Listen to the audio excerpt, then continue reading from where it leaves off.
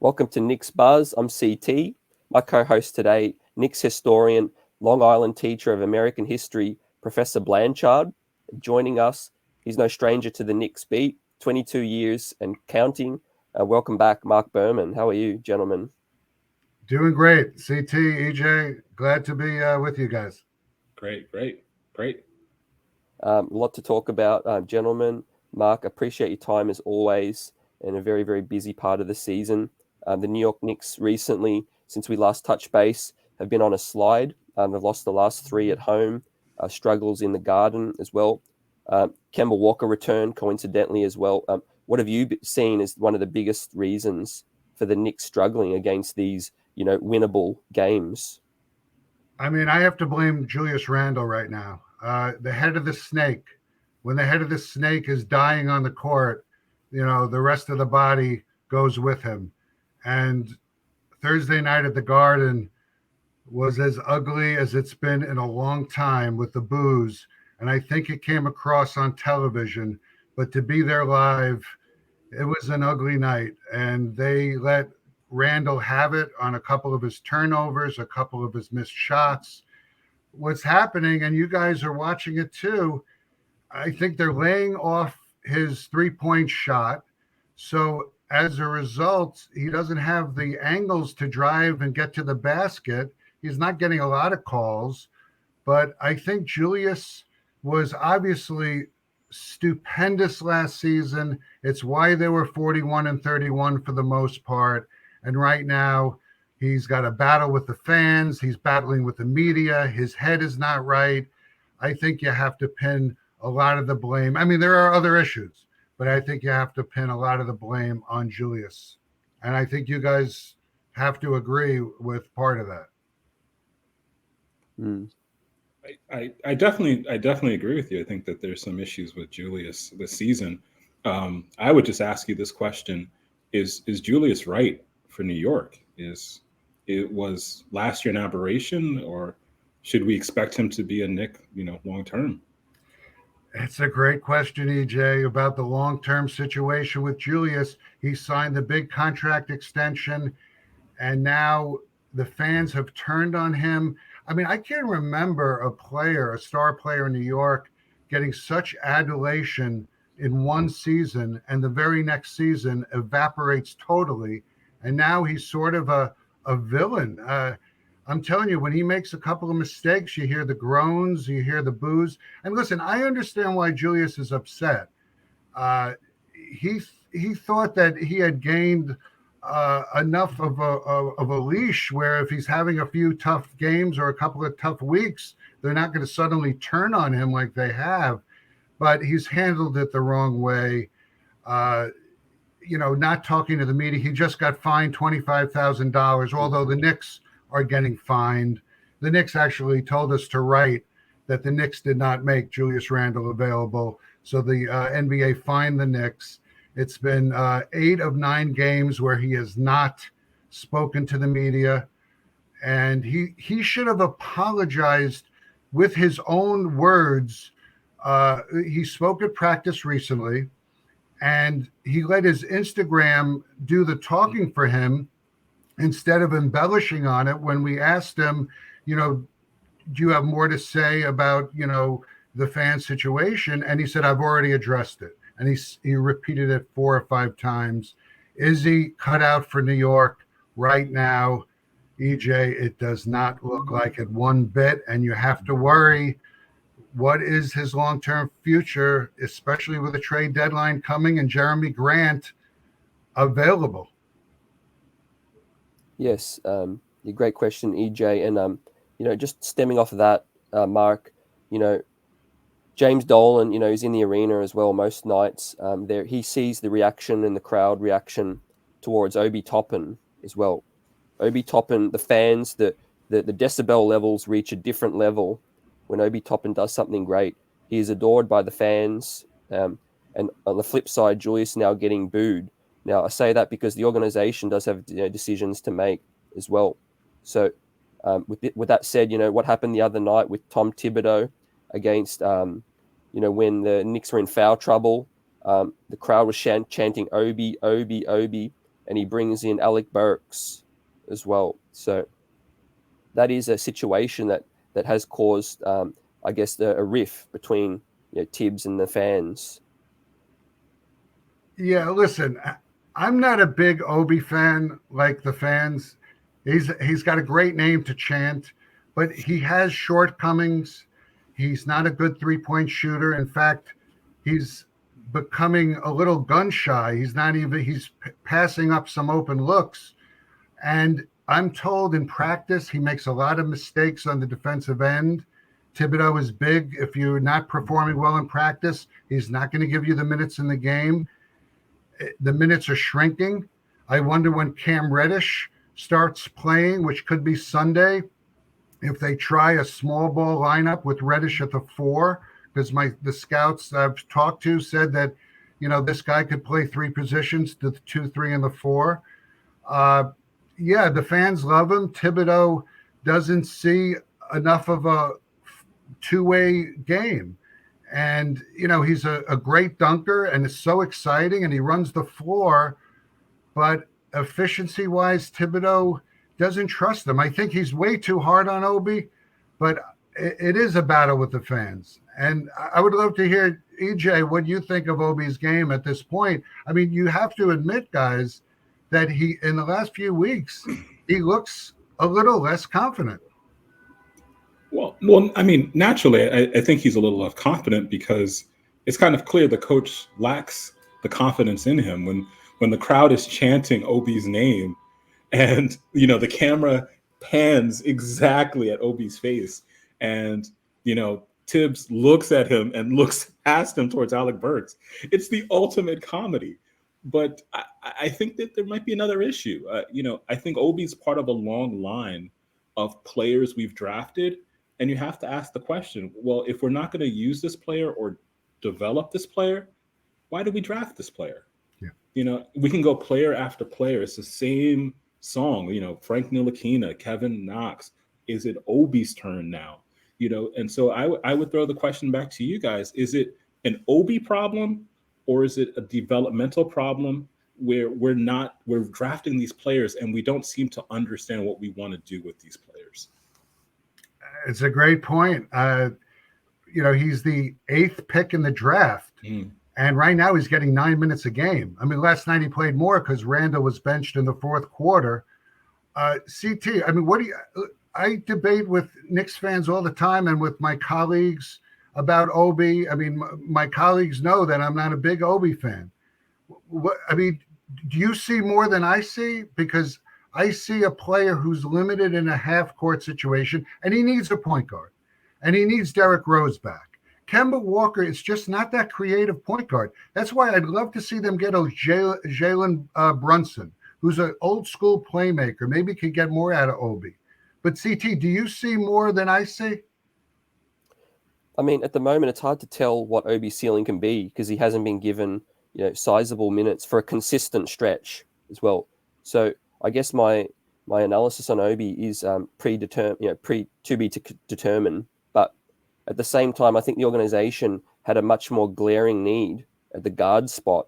But they were attracted to the fact that Obi was one of the college player of the year, and for an 8th overall pick, they were tempted to take a player that they felt was closer to contributing, when I think the need was the guard spot at that point in time. And also they didn't know what the future held for Julius at that point in time.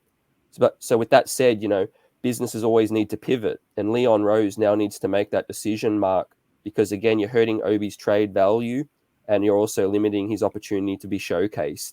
And we talked about his trade value, Mark and EJ, going up and down this season, up and down. I think it's at an all-time low right now.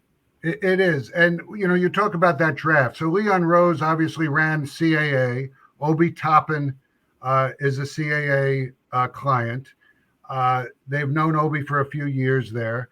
And they didn't think he'd fall to 8 until the final few weeks. And I feel that they almost put pressure on Cleveland to let him pass at 5. If you remember, up until the final few days, we were kind of writing that Obi was going to Cleveland at 5. And then in the final few days, something happened, and they took Okoro for defense. But right now, Leon Rose, this is his first lottery pick. He's got a lot invested in Obi Toppin. But I think you have to, if your coach doesn't like him, you have to look to put him in a package. And that's why the season is starting to spiral out of control. And I think Obi is definitely a trade pawn. You do make the point his trade value has gone down, but I still think there'll be scouts who see an upside and realize maybe he's not playing up to par because he's got a coach who doesn't believe in him and he needs a change of scenery. I think there's some trade value there. Even Kevin Knox somehow had some trade value at the end, getting Reddish somehow 8 days ago. Yeah. With that said, Mark, we haven't had a chance to talk to you about the Cam move. What, out of all the things that signified, what is the biggest thing to that Cam Reddish acquisition shows to you? Is the fact that they want to pair RJ with somebody? Is it just the upside swing? I mean, it was a steal of a trade because they're giving up a player that, again, Thibodeau doesn't like in Kevin Knox. They're giving up a conditional first-round pick that I don't think is going to convey this June. I don't know if it will convey in 2023 either.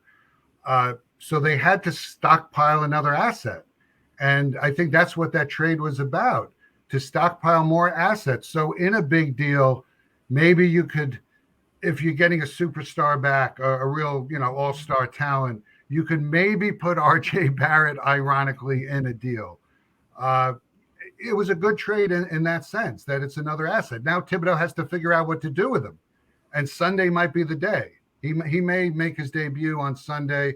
He has an ankle thing, but it was more learning the playbook, learning Thibodeau's schemes.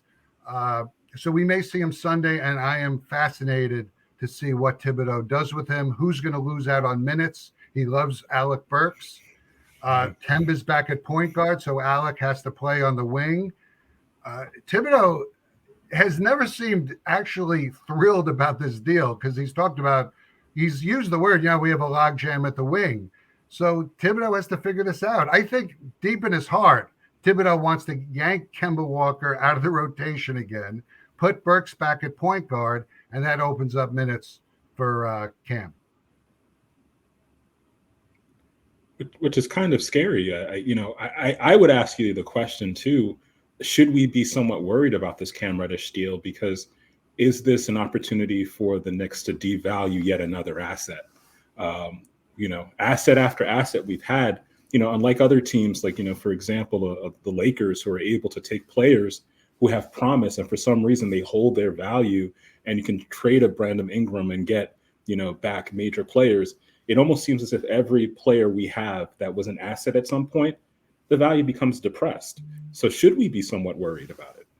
Oh, without a doubt. I mean, if Thibodeau decides, no, Cam Reddish doesn't fit and he's not playing, solid defense. I mean, I'm talking to a couple of scouts in Atlanta last weekend, and they're saying, well, Cam, he's got some Kevin Knox issues. He's got a low motor on defense. I'm like, wow. I mean, like, they went through it with Kevin. But you're right, devaluing assets like Dennis Smith Jr., although they did trade him and got Rose. But Frank Ntilikina, they wanted to trade him at the deadline last year. There was no interest at all. Thibodeau had taken him out of the rotation, another number 7th pick in the draft. So, and even Porzingis at the end, they traded him, but, you're still debating that deal. But this guy should have had a little more trade value than what they got for him. But listen, this is a tough situation for Thibodeau to try to find a spot for Reddish, already their chemistry is messed up. And that's why I really do feel it's a precursor to another deal by February 10th. Yeah, you mentioned that. And I want to get, EJ, your thoughts, and Mark on the looming trade deadline and I guess the alignment of the front office with Tom Thibodeau, and what are you expecting them to do this trade deadline coming up? Because this Cam Reddish move was an early move again for the second year in a row. But last year, like Mark says, they stayed pat because Derrick Rose was the final piece to their puzzle. but it just seems like there are more holes this time around. I mean, last trade deadline, they were very passive. They loved the camaraderie. They loved the chemistry. I was told they didn't want to add anyone that would like disrupt the locker room because it was so perfect. This deadline, exactly the opposite. They don't like the chemistry right now. Mm. I feel that Julius Randle, one issue with him, I don't think he likes Evan Fournier. He was very tight with Reggie Bullock. They had a great on-court chemistry and off-court. They got along. And Julius got along well with Elfrid Payton. They were teammates in New Orleans. You know, Julius is from Dallas. Elfrid is from New Orleans, the same part of the country. So I think Julius misses those two guys in the locker room. I think everything's on the table, including Mitchell Robinson, an unrestricted free agent. Unless they're going to give him a contract extension, they have to see what they could get. And he's playing really well. He was one of the lone bright spots, this past week during the 3-game losing streak. So everything's on the table, including Julius Randle. I'm not a big fan of Jeremy Grant, but I know some of the scouts liked him. I wrote at the time they were in the Grant sweepstakes when he was a free agent in 2020. Detroit outbid them. So they're slightly interested in Jeremy, and Miles Turner now has a stress reaction, which is a bad injury. That's close to a stress fracture for a big man. You kind of want to stay away from it, at least for now. But I know, EJ, we were talking off camera, and you were thinking, why don't you stand pat and ride it out and see what you could do this summer? What are your thoughts, EJ? I think, this is an off season that can be indicative of where a team that's growing has to take some hits. A lot of good teams we've seen have a good starting point, and then you have that second year where there's some growing spurts and there's some growing challenges. And I think maybe we got a little bit too excited about what happened in 2020, 2021.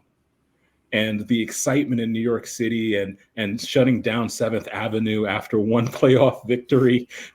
I think maybe we all misread not only the room, but we misread the season. So is this upcoming trade deadline, is it more of an opportunity for us to realize we're not close to a championship?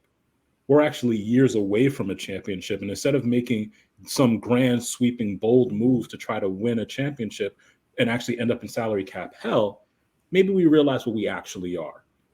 And we take a step back and just grow more naturally. See, I completely agree with that, EJ. But what's going to be interesting, Mark, as well, is that Leon Rose, Worldwide West, as we know, is here for connections. Leon Rose, his ties throughout the industry as well. James Dolan, the fans as well. It's a very difficult place to rebuild in, as we've seen year after year after year. And the alignment, it goes back to that Tom Thibodeau is here. That was Leon Rose's selection. When you have Tom Thibodeau as your coach, who just recently turned 64 years old, happy birthday. He's going to want to win now, like you said, Mark. He wants all the pieces he can get. And at what young players' expense, we don't know. Stay tuned. I mean, it's a great dilemma. I think Leon and Wesley, they may want to be sellers, maybe stockpile more assets. But Thibodeau, as you said, he never wants to waste a season. He hates that whole, tanking doesn't happen as much maybe now since they altered the lottery odds a little bit, but he's going to want a big upgrade at the trade deadline. I think he realizes this roster is very flawed, and they were very patient. Listen, in the summer, they had a league high cap space, and they didn't do much with it. In fact, every move you could dissect this August, the free agent moves, you could dissect every one and say, this didn't work out. Noel has been injured all year. It's been a disaster. He's played 18 games.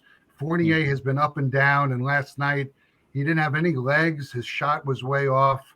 Kemba Walker, obviously, he looks like he's on his last legs. It's even the other day he's talking at the press conference and doesn't sound very confident on how many if he could play back-to-backs, or how much time off he may need in the future.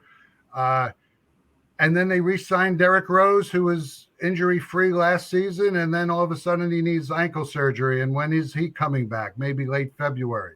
So every single move was a nightmare, actually, in free agency. So I almost feel that Thibodeau really wants something big to happen.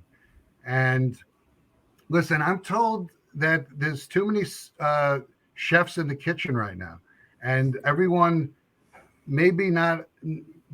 I don't know if everyone's on the same page, and we're going to see February 10th. It's going to be very telling on what direction this franchise takes.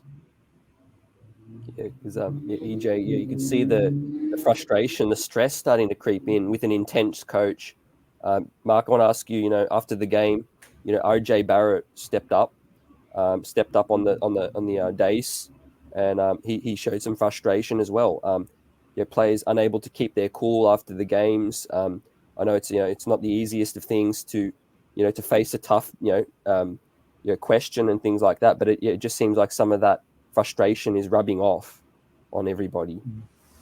Well, Randall did not come to the press room, so RJ, who has been, we've probably gotten RJ almost after every game in the last couple of weeks.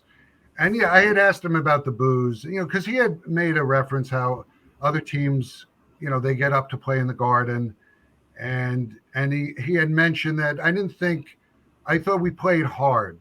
So I had asked him, it's like, you said that, the team played hard, and usually the Garden fans embrace, hard play, but you still heard a lot of boos. I mean, how tough was it for you guys to respond to that? And if you saw the video, he kind of backed off on it. He didn't want to say anything about the fans. He just said, listen, we got outplayed.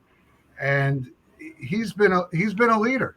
And again, I hear from people that Julius is just not a leader in that locker room. He is a quiet guy by nature, and he leads by example. But when he's not playing well, and he's not a vocal guy, and he doesn't hold some people accountable, it's not good. There is a leadership issue in that locker room right now. Do you think, to some extent, Julius and RJ are somewhat redundant? Both lefty players, a couple of years apart. They seem to have a couple of the same flaws in terms of not being able to be ambidextrous. Do you think in some ways they're just redundant? Yeah, I think there's some flaws in both their arsenals. I mean, listen, we saw Julius and RJ shoot very well from the three-point line last season in an empty gym, but this season neither are hitting their three-point shots at a very strong percentage. So that's an issue. I mean, three-point shooting is so important, and neither right now are great three-point shooters. And you're right. They're both lefties who do not go well with the opposite hand. And I don't know. Yesterday, it just seemed so obvious that even though Julius was being defended by smaller players, he just had no angle to the basket. He just could not get through, and he barely tried, and he would dish off a lot. Finished 1 of 9, 4 points. I mean, and he had 2 points last week in another game when he was very deferential and didn't seem to really play the aggressive type of game that he did last season. But does RJ and Julius, is that a good mix? I mean, right now the chemistry isn't there. Again, I mentioned Julius had this terrific chemistry with Reggie Bullock last season, and I know Julius misses him. Yeah. Something I'm seeing too, and I'm not, I don't think the referees, obviously they've had some struggles recently, but the referees, the rules changed this season as well. I think they're taking a lot more contact than they were last season, and their handles aren't as tight as a sneaky guard would be as well. So when you're taking a lot of contact and defenders can get up in you, it's definitely a lot tougher. Like Mark said, last year Randall would just bully his way through a player. Well, listen, I hate to keep ripping Julius, but when he made his comments about the referees after the Nets game, and he basically said, I don't know if some of these referees know the game. That was a very foolish maneuver. These referees read the newspapers. I know I'm in the hotels. I bump into the referees all the time where we all stay in Marriott's. They read the paper. And I don't think Julius is getting calls right now. And I think part of it is what he said about them. He never even got fined when he made those remarks after the Nets game. I don't know if you guys remember that post game. Thibodeau also took a shot at the referees, as did Julius. So he's not getting calls. And yesterday he just lost it. And to get that technical foul after the first half was already over, he had tipped in the ball. The down 4 points, you go to the locker room happy. Instead, he made a comment to the referee angrily, and it hurt the momentum. They came out for the third quarter, and they got blown to bits. But I mean, EJ, am I wrong on this? Is Julius doesn't get any calls, but should you be ripping the referees like that in a post-game press conference and expect them to all of a sudden, give you calls? I don't know why he wants referees calls if he's not going to make all of his free throws. I think that's part of the issue as well too. Like, good teams make their free throws and great players make their free throws in the clutch. Some of the games we've lost recently, it's because we haven't been shooting free throws well. And it's hard for the leaders of your team, an RJ, a Julius, to have opportunities to win games or to put games away or to, come closer. And we can almost guarantee that they're going to miss the front end of, 2 shots, so it's almost as if I were a referee. I'd laugh if you want me to blow the whistle. I'm actually might be doing you a disservice if I do blow the whistle, because you're going to embarrass yourself and the team. So it's superstars and stars of the game in the NBA, they complain all the time about calls. I also just think that this is also part of their inability to figure out what they can do to improve the course of this season. So I do think that they realize that this is a sinking ship right now, perhaps, and they're just grasping at anything, including the referees. And there have been blown calls, yes, but every team experience blows calls. Make your free throws, though. That's the big thing. They missed 12 last night. They had another terrible free throw performance against Charlotte. It is an issue now. And Mitchell Robinson, I think Julius has a little bit of a mental block at the line right now. I think he shot free throws pretty well last season. So did RJ. And Mitchell Robinson, 5 of 10 from the line. Yeah. I mean, he knows it. He even tweeted something last night. My bad. I got to make more free throws. And it's an issue. You're right. Yep. Well, we could talk for days and days. Obviously this season is a roller coaster. Mark, really appreciate your time as always and joining EJ and myself to talk Knicks. And is there anything else coming up with the Post coverage wise that you'd like to get out there? Listen, I have that Knicks newsletter that comes out every Thursday. Yesterday, I wrote about the Zion Williamson situation, with New Orleans in town. It was time to look at, could you bring Zion? Does it make any sense to bring Zion with RJ and Cam? Zion just can't get on the court. And last night, I wrote today, the game was supposed to be on national television, but they had pulled it weeks ago when they realized that Zion was going to miss it with his season-long injury. But I got a lot of feedback from Knicks fans on Twitter. They don't want Zion, and he's a risk. EJ, you want to see Zion being injured in New York? No, I think Zion is a great talent, but will he become Greg Oden? Will he become Brandon Roy, one of these players who you could see the promise, Sam Bowie, but Sam Bowie had at least had a serviceable career. It's quickly become evident that John Morant might probably be the best player from that draft. And so we were, ironically enough, trying to tank for Zion and the dream of Zion and KD. It may have been the best thing possible to end up in the third position and not be forced to make that decision. of taking a Zion. Who imagine what would it be like if you were sitting on the bench right now with this going on? Yeah. What do you think about that? No, a blessing in disguise. I mean, I think when you're a big man and you haven't shown a diligence to stay healthy or to just eat right, I mean, it's an issue. Is Zion? Our team's going to really want Zion if he misses this season.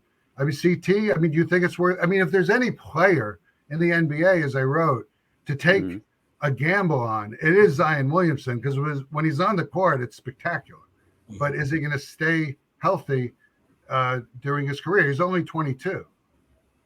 No doubt, and of course the super max looms the salary. But if it is something they are entertaining, Mark, EJ, is that they've got to speak to his agent, and talk to him and say, hey, if there is a future for Zion with us, we need to see some commitment to the game. We need to see some health as well, and then we can make a better decision. But you're right, Mark. If there's ever any player to go all in for as well, and of course the rumors are going to continue to swirl if Cam Reddish is a stayer in New York. Yeah, well, Zion is a CAA guy also, so that gives the Knicks sort of that inside track, and they have the intel on Zion's health. Austin Brown is the agent. Leon Rose was Austin's boss for many years at CAA. But listen, Zion and New Orleans, that's not a long-term marriage. He's going somewhere. I just don't know where he winds up. Yep, absolutely. Stay tuned, stay locked in. This has been Knicks Buzz with my co-host EJ and Mark. Really appreciate your time as always. And fingers crossed the New York Knicks can right this ship as well for everyone out there that bleeds orange and blue. Thanks. I really appreciated it. EJ, CT, had a great time. Great. And we'll see you back soon, hopefully before the trade deadline ends. There'll be plenty to talk about.